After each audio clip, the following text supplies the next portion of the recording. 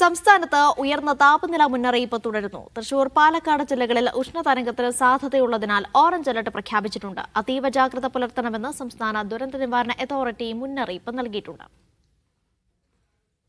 സംസ്ഥാനത്ത് ഇന്ന് സാധാരണയേക്കാൾ 4 ഡിഗ്രി മുതൽ 5 ഡിഗ്രി വരെ ചൂട് ഉയരുമെന്നാണ് കാലാവസ്ഥാ വകുപ്പ് മുന്നറിയിപ്പ് നൽകിയത്.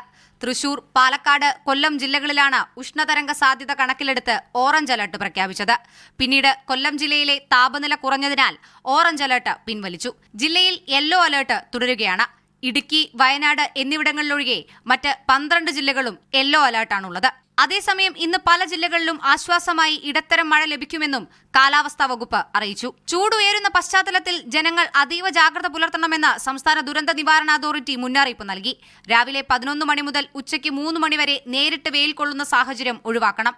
ഈ സമയങ്ങളിൽ ജാഗ്രത പുലർത്തണമെന്നും സെൽഫ് ലോക്ക്ഡൌണിലേക്ക് ജനങ്ങൾ കടക്കണമെന്നും ദുരന്ത നിവാരണ അതോറിറ്റി അറിയിച്ചു. മീഡിയ 1 തിരുവനന്തപുരം.